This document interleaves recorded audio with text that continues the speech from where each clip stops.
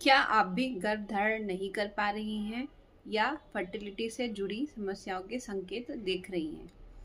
तो ये वीडियो आपके लिए बहुत मददगार साबित हो सकती है। नमस्कार, मैं डॉक्टर श्रद्धा चौबे, आयुर्वेद विशेषज्ञ एवं फर्टिलिटी कोच। मैं पिछले 8 वर्षों से महिलाओं को प्राकृतिक रूप से गर्भ धारण करने में मदद कर रही हूँ और आज इस वीडियो के माध्यम से मैं आपके साथ अपनी जानकारी साझा करूंगी।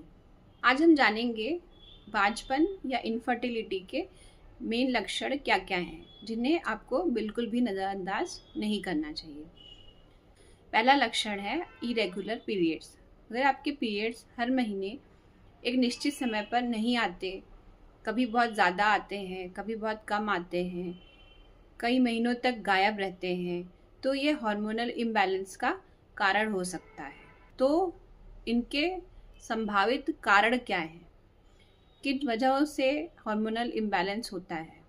पीसीओएस या पीसीओडी की वजह से हो सकता है, थायराइड इम्बैलेंस की वजह से हो सकता है, या आपका स्ट्रेस लेवल काफ़ी हाई हो तो भी हो सकता है, या हमारे वेट में सडन चेंजेस दिख रहे हैं, कभी वज़न अचानक से बढ़ जाता है, कभी वज़न हमारा कम हो रहा होता है, तो इन वजहों से भी हमारा हार्मोनल इम्बैलेंस हो सकता है।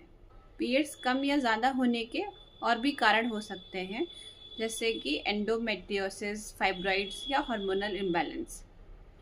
हमारे वेट में जो सडन चेंजेस दिखते हैं उनके भी और कारण हो सकते हैं, जैसे मेटाबॉलिक डिसऑर्डर, इंसुलिन रेसिस्टेंस, जो हमारे फर्टिलिटी को प्रभावित करता है। चौथा कारण है, अगर आप हर समय थकान महसूस कर रही हैं, नींद के बाद भी आपको तरोताज़ा नहीं लगता है, आपको आलस आती है, एनर्जी लो फील करते हैं, तो ये भी हार्मोनल इम्बैलेंस का कारण हो सकता है। आयरन की कमी की वजह से भी ये दिक्कत आ सकती है, या थायराइड में इम्बैलेंस की वजह से भी आपको ये सिम्टम्स दिख सकते हैं। पांचवा कारण है, अगर आपको अक्सर पीरियड्स के बाद भी हल्का हल्का पेट के आसपास दर्द या पेल्विक एरिया के आसपास आपको दर्द महसूस होता है, तो ये भी एंडोमेट्रियोसिस या पेल्विक इन्फेक्शन का संकेत हो सकता है। छठा लक्षण है बालों का अधिक झड़ना या चेहरे पर अनचाहे बाल आना। अगर आपके बाल ज़्यादा झड़ रहे हैं या चेहरे, छाती या पेट पर अनचाहे बाल आ रहे हैं, तो ये भी पीसीओएस या हार्मोनल इम्बैलेंस का लक्षण हो सकता है।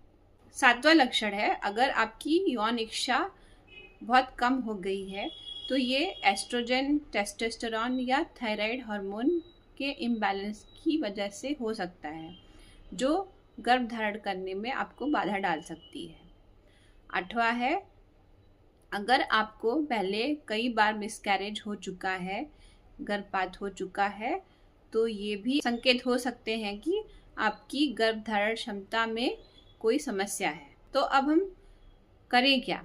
अगर आप इन लक्षणों में से कोई भी लक्षण महसूस कर रही हैं, तो आज ही अपने नज़दीकी डॉक्टर से परामर्श लीजिए और कुछ ज़रूरी टेस्ट अवश्य करवाइए। टेस्ट में जैसे हम फर्टिलिटी हार्मोन टेस्ट, जिसमें एलएच, एफएसएच, प्रोलैक्टिन, एस्ट्रोजन और प्रोजेस्टेरॉन टेस्ट शामिल होते हैं।